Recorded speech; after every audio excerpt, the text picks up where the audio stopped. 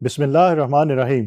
अस्सलाम वालेकुम स्टूडेंट्स, मेरा नाम इमरान अहमद है और मैं आपका कंप्यूटर साइंस का टीचर हूँ। स्टूडेंट्स, आज जो हमारा लेक्चर है वो हमारी बुक के चैप्टर नंबर 5 जो कंप्यूटर आर्किटेक्चर का चैप्टर है उसका आज लास्ट लेक्चर हम देखेंगे। और आज के लेक्चर के अंदर हम ये देखेंगे कि हमारी जो एक्सरसाइजेस थी उसके अंदर जो बेस्ट चॉइस आप फाइंड करते हैं जिस क्वेश्चंस के अंदर, उन क्वेश्चंस के बारे में और ट्रू फॉल्स जो स्टेटमेंट के क्वेश्चंस होते हैं उनके बारे में आज हम बात करेंगे।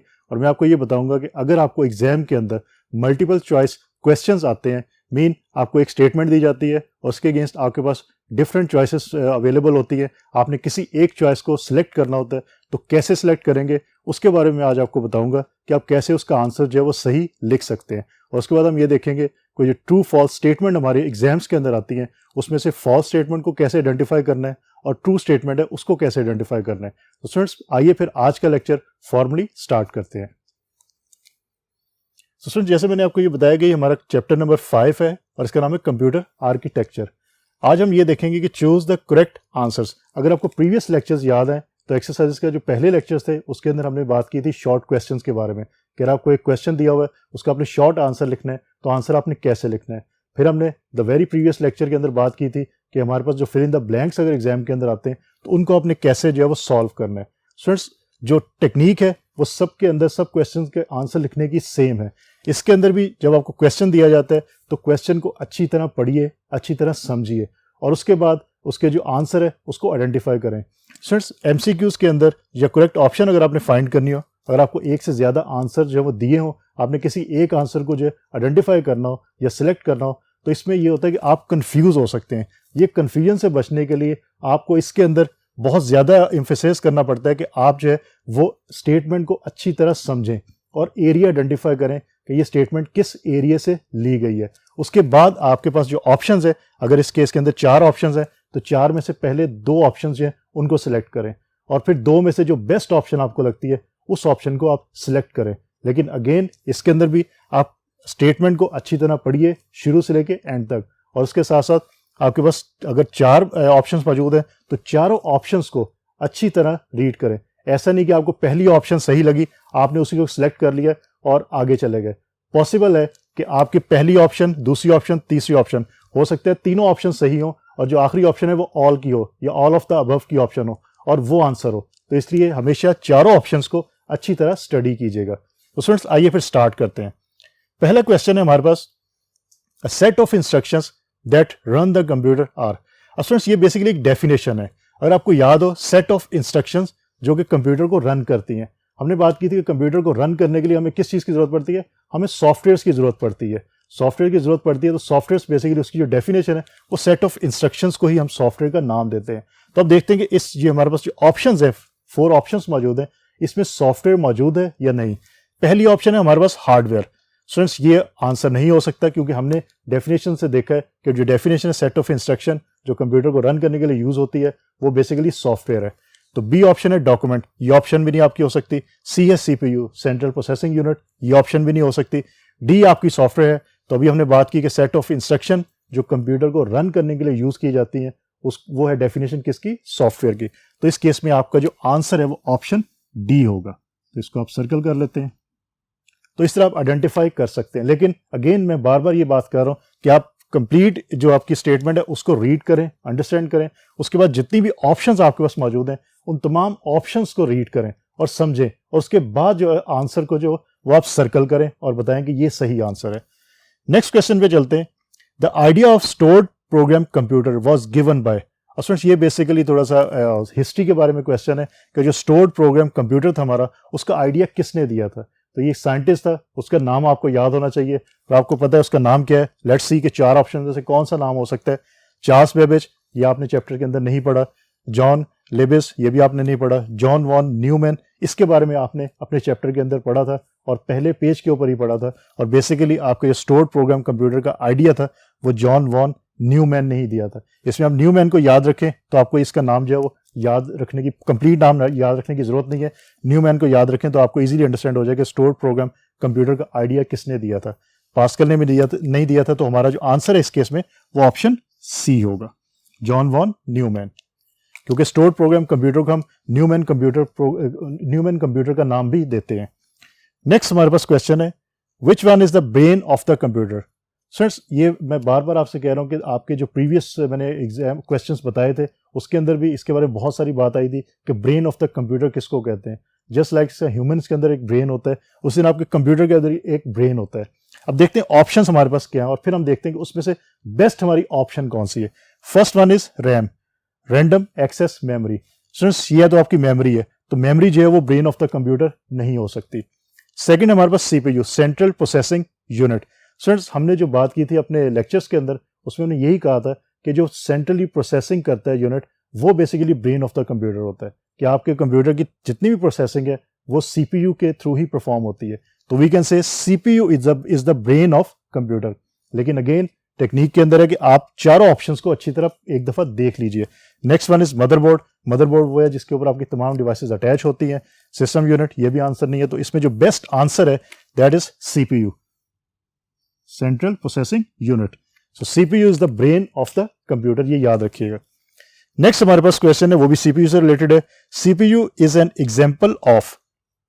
अब सीपीयू बेसिकली क्या चीज है, इसमें आपको ऑप्शंस पहले पढ़नी पड़ेंगी, फिर आप आइडेंटिफाई करेंगे कि आंसर क्या हो सकता है।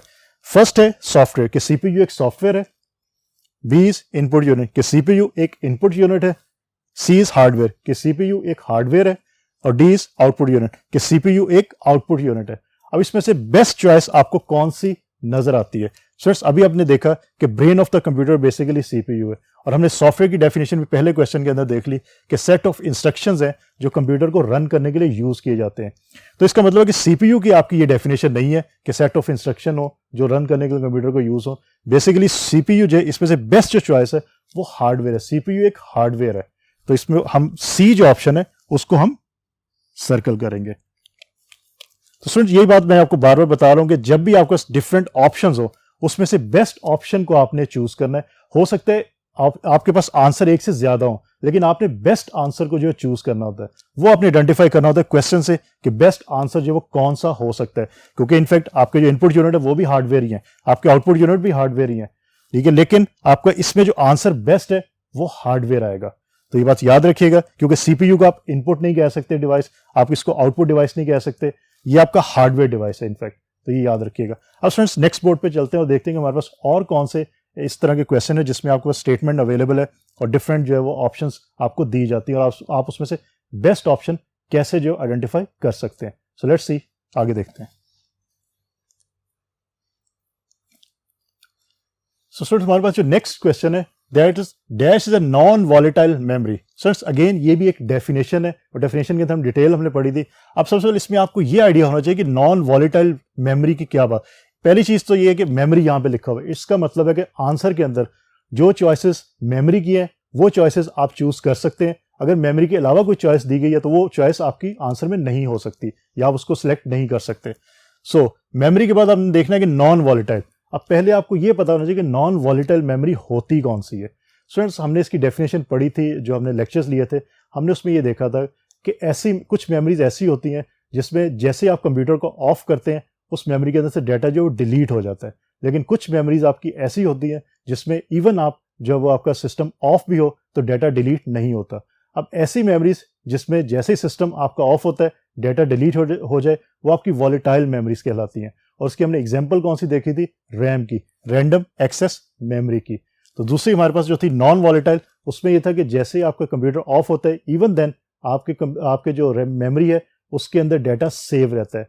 वो हमने एग्जांपल देखी थी रोम की, रीड ओनली मेमोरी, कि जिसको सिर्फ आप रीड कर सकते हैं। मीन आपका कंप्यूटर जब पहली दफा ऑन होता है तो उसको इंस्ट्रक्शन कहाँ से मिलती है कि उसने ऑन होकर क्या करना है, वो इंस्ट्रक्शंस उसको रीड ओनली मेमोरी से मिलती है। मीन रोम से उसको इंस्ट्रक्शन जो है वो मिलती है, और उस वजह से वो आपका सिस्टम जो है ऑन हो गए तो फिर विंडोज को आपकी स्क्रीन पे शो करवाता है। तो फ्रेंड्स इसका ये मतलब है कि हमारे पास यहाँ पे जो ऑप्शंस है बेसिकली चारों ऑप्शंस अगर आप पढ़ें, रैम, डी रैम, रोम, एस रैम, तो ये चारों ऑप्शंस आपकी मेमोरी की है।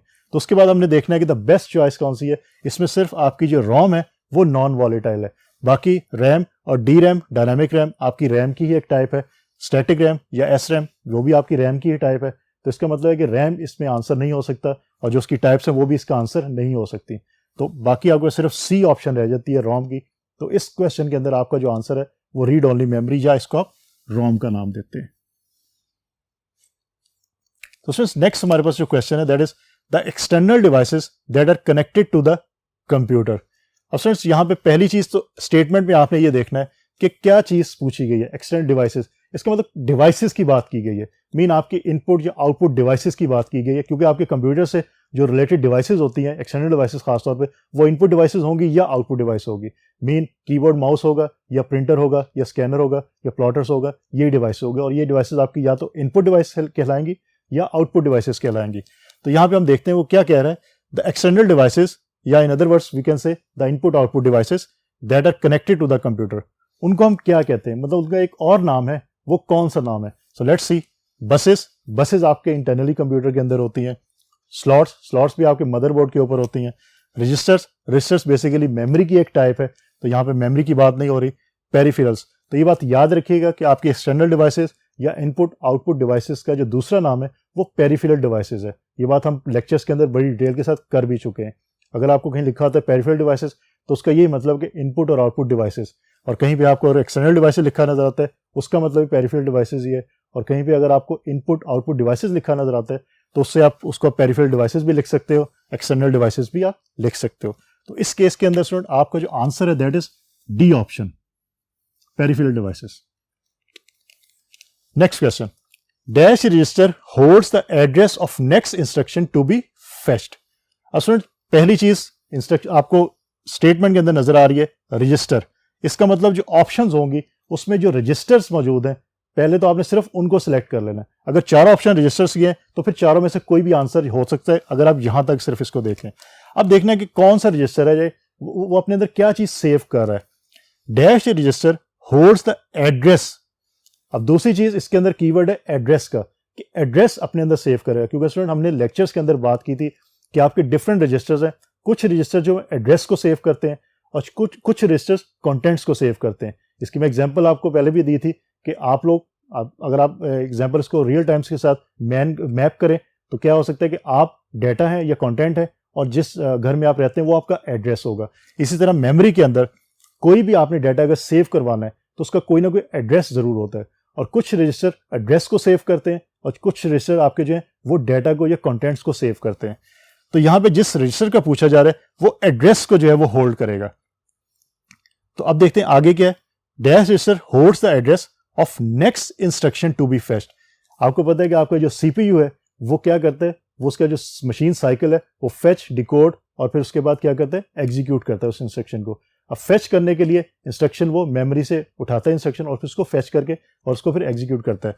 अब जो नेक्स्ट इंस्ट्रक्शन, फॉर एग्जांपल मैं कहता हूं कि एक एड्रेस है आपका 2, अगर वो 2 एग्जीक्यूट हो रहा है, 2 एड्रेस पे जो कंटेंट्स है वो एग्जीक्यूट हो रहे हैं, तो जो 3 एड्रेस होगा वो एड्रेस इस रजिस्टर के अंदर सेव होगा जो इसने यहाँ पे पूछा है, क्योंकि 2 के बाद जो नेक्स्ट हमारे पास एड्रेस आएगा वो 3 होगा। अब यहाँ पे देखते हैं कि कौन सी ऑप्शन जो वो बेस्ट हो सकती है। पहले मैं चारों ऑप्शंस को रीड करता हूं और चारों के बारे में हम देख लेते हैं कि चारों ऑप्शंस करती क्या है, फिर उसमें से बेस्ट ऑप्शन देखेंगे इससे कौन सी मैप करती है। फर्स्ट वन इज पीसी, या इसको प्रोग्राम काउंटर का हम नाम देते हैं। B option is IR, mean instruction register. C is MAR, mean memory address register. D is MBR, memory buffer register. अब स्टूडेंट्स इसके अंदर अगर आप गौर करें तो आपको ये पता है कि बी इंस्ट्रक्शन जो आपका रजिस्टर है उसके अंदर करंट इंस्ट्रक्शन सेव होती है, एड्रेस सेव नहीं होता। तो इसका मतलब है कि बी ऑप्शन आपकी आंसर में नहीं हो सकती, क्योंकि हमने यहां पढ़ा dash register holds address, mean हमें वो रजिस्टर चाहिए जिसमें एड्रेस सेव होता है। तो जिसमें कंटेंट सेव होंगे उनको हम माइनस कर देंगे यहां से, और फिर जिसमें एड्रेस सेव होंगे उसमें से बेस्ट चॉइस को लेंगे। उसके बाद मेमोरी बफर रजिस्टर, इसके अंदर भी आपके कंटेंट्स जो होते हैं वो सेव होते हैं, इसके अंदर आपका जो डाटा है वो सेव होगा, एड्रेस सेव नहीं होता। तो इसका मतलब है कि इन चारों ऑप्शन में से बी और डी ऑप्शन जो वो पॉसिबल नहीं है। अब देखते हैं कि ए और सी में से कौन सी ऑप्शन हो सकती है, क्योंकि आपका ये भी मेमोरी एड्रेस रजिस्टर है और ये प्रोग्राम काउंटर है। अब स्टेटमेंट के सेकंड पार्ट को जरा देखिएगा, dash register holds the address, second part of next instruction to be fetched. अब next instruction to be fetched, आपका जो मेमोरी एड्रेस रजिस्टर होता है ये करंट इंस्ट्रक्शन जो आपकी एग्जीक्यूट हो रही है उसके एड्रेस को सेव रखता है।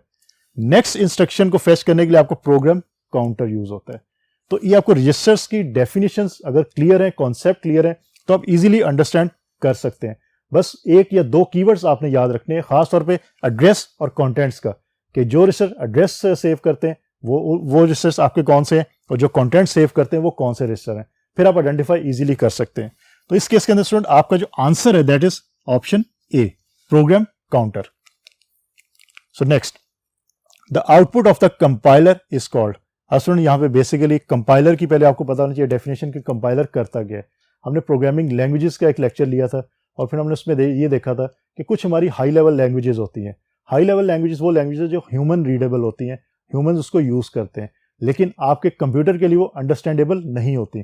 कंप्यूटर को अंडरस्टैंडेबल करवाने के लिए हमें क्या करना पड़ता है, हमें कोई ना कोई लैंग्वेज ट्रांसलेटर यूज करना पड़ता है जो आपके हाई लेवल लैंग्वेज के कोड को कन्वर्ट करेगा किसके अंदर, आपके जो मशीन लैंग्वेज का कोड है, मीन 0 और 1 की फॉर्म के अंदर।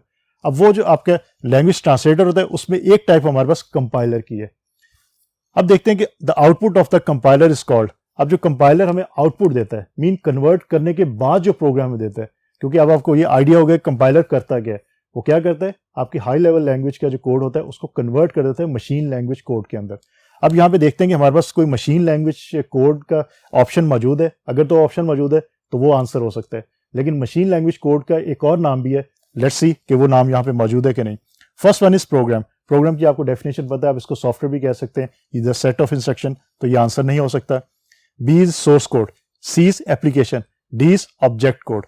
अब स्टूडेंट इसके अंदर आपको जो बी और डी ऑप्शन हैं इसके बारे में आइडिया होना चाहिए, क्योंकि लेक्चर्स के अंदर हमने पढ़ा था कि बेसिकली आपका जो हाई लेवल जो आपकी लैंग्वेज होती है उसका जो कोड होता है उसको हम सोर्स कोड का नाम देते हैं, और जब लैंग्वेज ट्रांसलेटर उसको लैंग्वेज को ट्रांसलेट कर देता है मीन मशीन लैंग्वेज के अंदर, उसको हम ऑब्जेक्ट कोड का नाम देते हैं।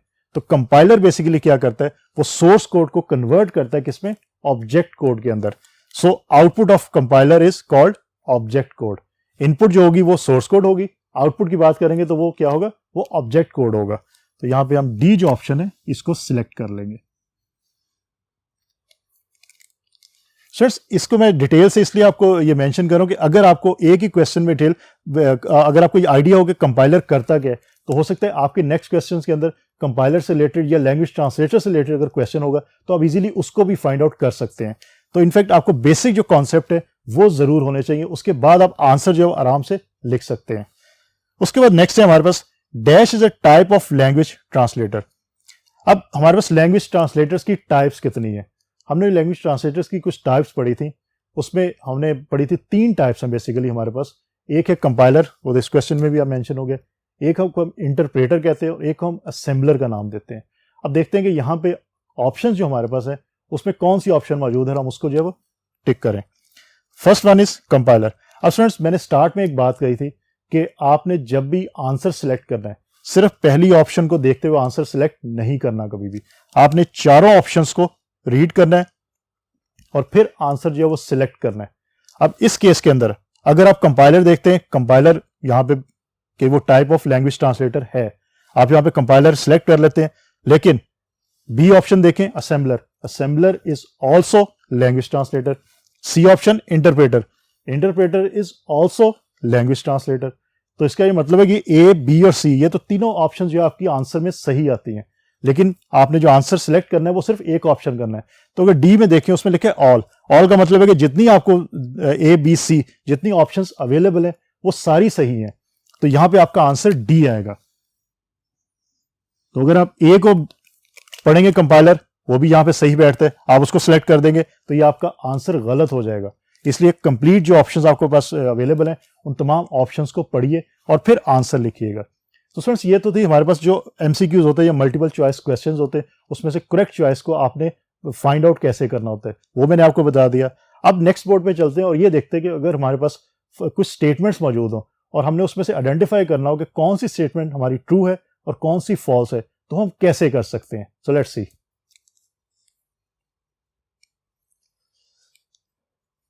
So student write T for true and F for false statement। अब स्टूडेंट इन स्टेटमेंट को हम देखते हैं। पहली स्टेटमेंट है हमारे पास BPS स्टैंड्स फॉर, ये एब्रीविएशन है कि BPS स्टैंड्स फॉर बाइट्स पर सेकेंड। अब स्टूडेंट्स यहाँ पे एक सिर्फ कंफ्यूजन स्टूडेंट्स को हो सकती है कि बाइट्स जो B है, P और S का तो पर सेकेंड, ये बिल्कुल ठीक है, B का बाइट्स है या बिट्स है। स्टूडेंट्स ये बात याद रखिएगा और हमेशा याद रखिएगा कि अगर कैपिटल B आपको लिखा नजर आए तो वो बाइट को रिप्रेजेंट करेगा, अगर स्मॉल बी लिखा नजर आए तो वो बिट्स को रिप्रेजेंट करता है।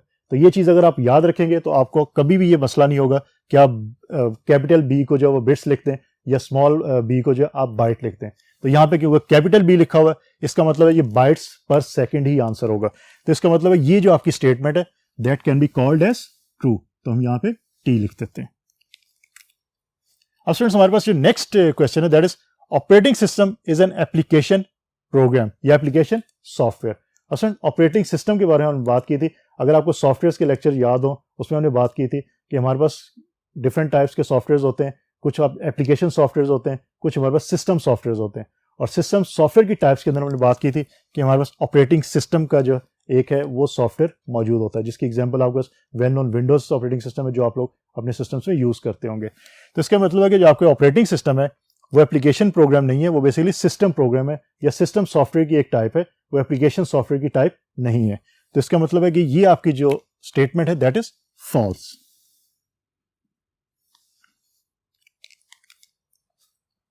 Third one is accumulator register is used to control the stack। accumulator registers के बारे में हमने लेक्चर्स के अंदर पढ़ा था कि accumulator register क्या काम करता है। अब अगर आप देखें is used to control the stack, stack का accumulator register से कोई ताल्लुक नहीं है। स्टैक को कंट्रोल करने के लिए स्टैक पॉइंटर रजिस्टर हमारे पास मौजूद होता है। तो इसका ये मतलब है कि ये आपकी स्टेटमेंट भी फॉल्स ही कहलाएगी। तो इसको भी हम एफ लिख देते हैं यहाँ पे, दिस इज फॉल्स। सो देखिए नाम से जो स्टेटमेंट आपको नजर आ रही है उसमें जो डिफरेंट आपको कीवर्ड्स या नेम नजर आ रहे हैं वहीं से आप आइडेंटिफाई कर सकते हैं। स्टैक की बात आई तो इसका मतलब कि स्टैक पॉइंटर रजिस्टर जो है वो इसको कंट्रोल करता है। तो एक्यूमुलेटर का उससे कोई ताल्लुक नहीं है। तो इसका मतलब कि स्टैक पॉइंटर रजिस्टर सही आंसर इसमें होगा, एक्यूमुलेटर वाला फॉल्स होगा। नेक्स्ट हमारे पास जो स्टेटमेंट है दैट इज कंट्रोल यूनिट या CU फेचेस द इंस्ट्रक्शंस। सो आपने जो मशीन साइकिल है उसके बारे में हमने लेक्चर्स के अंदर देखा था कि मशीन साइकिल के अंदर जो इंस्ट्रक्शन फेच होती है, फिर डिकोड होती है और फिर उसके बाद एग्जीक्यूट होती है, और फोर्थ वन अगर जरूरत पड़े वो फेज है कि आपने दोबारा अगर राइट बैक करवाना है मेमोरी के ऊपर डाटा को तो उसके लिए काम करती है। तो हमारी फर्स्ट ये कंट्रोल यूनिट फेचेस द इंस्ट्रक्शन। ये बात ठीक है कि कंट्रोल यूनिट ही इंस्ट्रक्शन को मेमोरी से फेच करता है, क्योंकि AL यूनिट जो है वो इंस्ट्रक्शन को एग्जीक्यूशन के दौरान यूज करते हैं कि आपने उस पर कोई भी अर्थमेटिक या लॉजिकल ऑपरेशन जब करवाना होता है फिर आपका ALU जो पार्ट है वो काम करता है। कंट्रोल यूनिट फेच करने के लिए यूज होता है। तो ये आपकी ट्रू है। Next question, address bus communicates data between CPU and memory. अब स्टूडेंट्स अगेन थोड़ा सा ट्रिकी क्वेश्चन है, ट्रिकी स्टेटमेंट है। Address bus communicates data between CPU and memory. अब ये बसेस की बात आ गई। अब हमारे पास पहले तो आपको ये आइडिया होना चाहिए कि कितनी बसेस हमारे पास अवेलेबल हैं। सिस्टम बस की आपको जो टाइप्स है 3 टाइप्स है, आपको ऑलरेडी पता है कि कौन कौन सी टाइप्स हैं, ठीक है। उसके अंदर एड्रेस बस की भी आपने बात की थी, उसके अंदर डेटा बस की भी बात की थी। एड्रेस बस नाम से अंडरस्टैंड होता है कि एड्रेस को जो है कम्युनिकेट करवाएगी, एड्रेस को कैरी करेगी। तो अब देखते हैं कि हमारे स्टेटमेंट में क्या है, एड्रेस बस कम्युनिकेट्स डेटा। यहां पे अब डेटा की बात आ गई। मैं स्टूडेंट बार बार आपको ये कह रहा हूं, पहले लेक्चर से ये बात कर रहा हूं इस चैप्टर 5 के, कि एड्रेस और डेटा के अंदर जो कंफ्यूज मत होइएगा। डेटा मेमोरी के अंदर किसी ना किसी एड्रेस के ऊपर सेव होता है, ठीक है। तो एड्रेस बस जो है वो सिर्फ एड्रेस को कम्युनिकेट करती है। डेटा के लिए हमारे पास डेटा बस मौजूद है। अगर आपने डेटा जो ट्रांसफर करना है एक जगह से दूसरी जगह तो उसके लिए डेटा बस मौजूद होती है। तो एड्रेस बस जो है communicates data between CPU and memory, ये आपका फॉल्स होगा। यहां पे अगर मेंशन होता है कि address bus communicates address between CPU and memory, then आपका ये ट्रू होता है। इस केस के अंदर ये फॉल्स है, क्योंकि एड्रेस बस एड्रेस को कम्युनिकेट करवाती है, डेटा को नहीं करवाती। डेटा को करवाने के लिए आपको डेटा बस की जरूरत पड़ती है। Next question, there are 4 types of language translators. Sir ये तो स्ट्रेट फॉरवर्ड स्टेटमेंट है कि आपको लैंग्वेज ट्रांसलेटर्स की टाइप्स का पता होना चाहिए। हमने बात की थी लेक्चर्स के अंदर भी बात की थी कि हमारे पास लैंग्वेज ट्रांसलेटर की टाइप्स कौन सी है, कंपाइलर है, उसके बाद हमारे पास इंटरप्रेटर है और असेंबलर है। तो इसका मतलब 3 टाइप्स है हमारे पास, 4 टाइप्स नहीं है। तो आपको ये स्टेटमेंट भी फॉल्स होगी। Next question, instruction register. अब स्टूडेंट IR रजिस्टर के बारे में बात है कि वो क्या करता है। Instruction register holds the address of active memory location which is currently accessed by the computer. अब स्टूडेंट इसको आप देखें, आपको ये आइडिया होना चाहिए कि इंस्ट्रक्शन रजिस्टर वो एड्रेस को स्टोर करता है या इंस्ट्रक्शन को स्टोर करता है। और स्टूडेंट नाम से आपको अंदाजा हो रहा है इंस्ट्रक्शन रजिस्टर मीन इंस्ट्रक्शन या डाटा को स्टोर करने वाला रजिस्टर है। इसका ये मतलब है कि यहाँ पे जो हमने स्टेटमेंट में लिखा है कि instruction register holds the address of active memory location which is currently accessed by the computer, ये फॉल्स होगा, क्योंकि इंस्ट्रक्शन रजिस्टर जो है वो करंट इंस्ट्रक्शन को सेव करता है, उसके एड्रेस को सेव नहीं करता। करंट इंस्ट्रक्शन के एड्रेस को सेव करने के लिए हमने बात की थी लेक्चर्स के अंदर कि मेमोरी एड्रेस रजिस्टर यूज होता है। तो इसका मतलब है कि ये आपकी जो है ये फॉल्स होगी।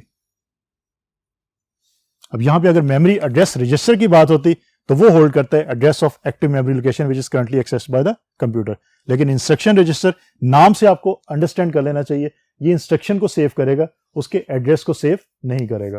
स्टूडेंट्स, बेसिकली कंप्यूटर आर्किटेक्चर के काफी सारे आपके जो क्वेश्चंस होते हैं वो एड्रेस और डाटा से रिलेट कर रहे होते हैं, और आप स्टूडेंट ज्यादातर कंफ्यूज होकर जो आंसर गलत लिख देते हैं कि डाटा को एड्रेस समझ लेते हैं और एड्रेस को डाटा समझ लेते हैं। इसलिए मैं बार बार कह रहा हूं कि आप लोग इसको जहन में रखिएगा कि डाटा क्या चीज है और उसका एड्रेस क्या चीज है। नेक्स्ट हमारे पास क्वेश्चन है, no refreshing of electric states is required in static RAM. Students, आप रैम के जरा जहन में लेके आए एरिया को कि रैंडम एक्सेस मेमोरी के अंदर हमने दो टाइप्स पढ़ी थी, एक स्टैटिक रैम जिसको एस रैम का नाम देते हैं, और एक हमने पढ़ी थी डायनेमिक रैम जिसको हम डी रैम का नाम देते हैं। स्टैटिक रैम के अंदर नो रिफ्रेशिंग के आपके हमने ये पढ़ा था कि एक रैम ऐसी है जिसके अंदर डाटा आपका रिफ्रेश होता है आफ्टर स्पेसिफिक टाइम के बाद, और दूसरी रैम जो टाइप है वो ऐसी है कि उसके अंदर आपके रिफ्रेशिंग की जरूरत नहीं है, और इनफैक्ट स्टैटिक रैम के अंदर रिफ्रेशिंग की जरूरत नहीं है। डायनामिक रैम के अंदर आपका जो डाटा है वो आफ्टर स्पेसिफिक टाइम जो है वो रिफ्रेश होता रहता है। आप स्टैटिक से अंडरस्टैंड कर सकते हैं कि स्टैटिक रहेगा डाटा आपका, वो रिफ्रेश नहीं होगा। डायनामिक मीन कि आपका रिफ्रेश होगा डाटा। तो इसका मतलब है कि ये जो आपकी स्टेटमेंट है दैट इज ट्रू स्टेटमेंट, तो इसको हम ट्रू कर देते हैं। Next question, cache is not a type of memory. Students, अब आपको कैशे के बारे में अगर पता होना चाहिए, हमने मेमोरी जो पढ़ी थी उसकी डिफरेंट चीज टाइप्स पढ़ी थी। हमारे पास एक मेमोरी होती है रजिस्टर, एक हमारे पास मेमोरी है रैम जिसको हम रैंडम एक्सेस मेमोरी कहते हैं, एक हमारे पास मेमोरी है आपकी रोम।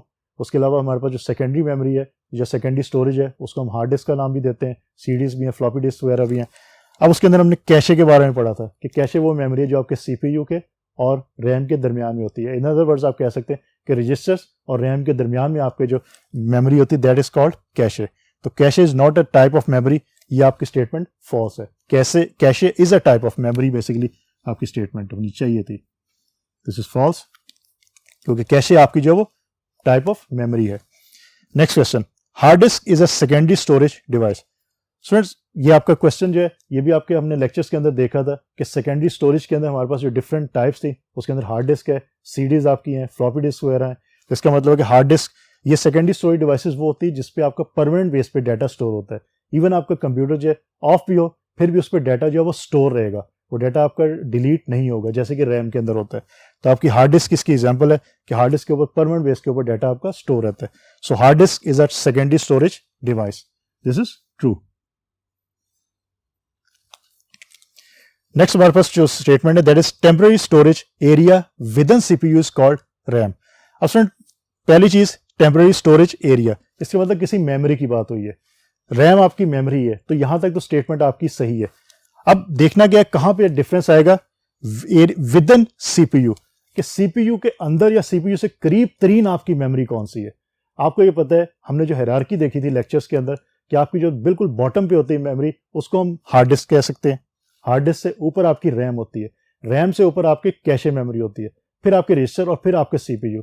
तो इनफैक्ट रजिस्टर्स जो होते हैं वो सीपीयू के अंदर आपके मौजूद होते हैं, क्योंकि सीपीयू के अंदर जो भी आपकी एग्जीक्यूशन होनी है वो रजिस्टर्स के थ्रू ही होनी है। So temporary storage area within CPU is called RAM. ये आपकी स्टेटमेंट फॉल्स है, वो रैम नहीं है। यहाँ पे आंसर जो सही आंसर है वो रजिस्टर होना चाहिए था, तो ये आपकी स्टेटमेंट फॉल्स होगी। तो इसको हम एफ लिख देते हैं। लास्ट हमारे पास जो statement that is read only memory या ROM handles the processor's communication with its peripheral devices. अब फ्रेंड्स, ये भी एक डेफिनेशन है। अब किस चीज की डेफिनेशन है? कंप्यूटर के किसी कंपोनेंट की डेफिनेशन है। और कंपोनेंट क्या करता है? Handles the processor's communication with its peripheral devices. Peripheral devices कौन सी हैं? आपकी इनपुट और आउटपुट डिवाइसेस। अब फ्रेंड, आप नॉर्मली हम ये सोचते हैं कि आपकी जो इनपुट डिवाइस है आउटपुट डिवाइस है वो डायरेक्टली इंटरेक्ट करती हैं सीपीयू के साथ, लेकिन ऐसा होता नहीं है। इन प्रैक्टिकल होता ही है कि आपकी जो पेरिफेरल डिवाइसेस है, इनपुट और आउटपुट डिवाइसेस और सीपीयू के दरमियान में एक और यूनिट जो है वो होता है, और उस यूनिट से आपकी पेरिफेरल डिवाइसेस कनेक्ट होती हैं और वो यूनिट कनेक्ट होता है आपके सीपीयू के साथ। उसको हम कहते हैं IO unit, input output unit. आप नाम से अंडरस्टैंड कर सकते हैं, पेरिफेरल डिवाइसेस को आप इनपुट आउटपुट डिवाइसेस भी कहते हैं। तो यही आपकी यूनिट लिखते हैं इसके साथ सिर्फ कि IO unit mean input output unit. तो असल आंसर जो है वो IO unit handles the processor's communication with its peripheral devices है। तो रोम इस केस के अंदर लिखा हुआ है तो ये आपकी स्टेटमेंट जो है वो फॉल्स होगी।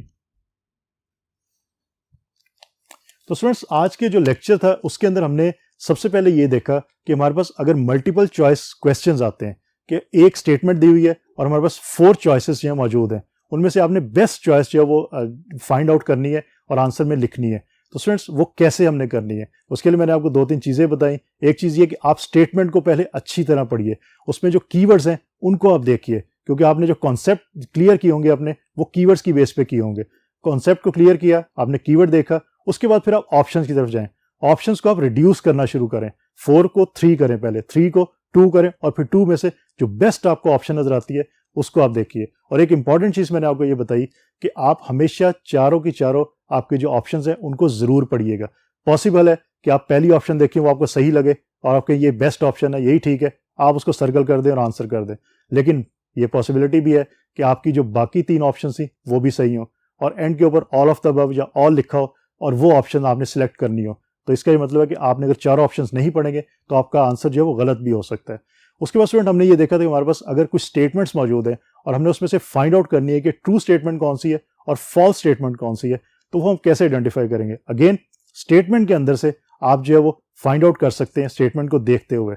2 चीज़ों का ध्यान रखिएगा, क्योंकि मेजॉरिटी हमारे जो क्वेश्चन कंप्यूटर आर्किटेक्चर के अंदर हमने देखे हैं उसमें रजिस्टर्स की बात बहुत ज़्यादा हुई है और रजिस्टर्स के अंदर एड्रेस और कंटेंट्स की बात बहुत ज़्यादा हुई है। तो ये आइडेंटिफाई रखिएगा, ये याद रखिएगा कि डाटा क्या चीज़ है और उसका एड्रेस क्या चीज़ है। तो स्टूडेंट्स होपफुली आज का लेक्चर आपको अच्छी तरह समझ आया होगा। इंशाल्लाह अगली दफ़ा नए लेक्चर के साथ दोबारा मुलाकात होगी। तब तक के लिए अल्लाह हाफिज़।